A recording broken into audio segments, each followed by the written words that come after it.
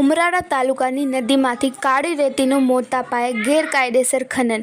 પ્રાપ્ત થતી માહિતી મુજબ ભાવનગર ખાણ ખનીજ વિભાગના ભ્રષ્ટાચારનું પાપ હવે ફૂટીને બહાર આવ્યું છે. ઉમરાળા તાલુકાની નદીમાંથી કાળી રેતીનું મોટા પાયે ગેરકાયદેસર ખનન કરીને હજારો ટન કાળી રેતીના ઢગલા નદી પાસે ખડકી દેવામાં આવ્યા છે, જેના વિડીયો સોશિયલ મીડિયામાં વાયરલ થયા છે.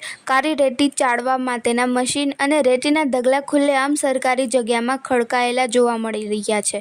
ગેરકાયદેસર ખનનને રોકવાની જવાબદારી સ્થાનિક મામલતદાર, ઉમરાળા પોલીસ અને સૌથી મહત્વની જવાબદારી ખાણ ખનીજ વિભાગની હોય છે, પરંતુ ભાવનગરમાં બે રોકટોક બે નંબરના ધંધા ચાલે છે. સંધિ જાગૃતિ ન્યૂઝ તંત્રી જાહિદ મદ્રા દ્વારા.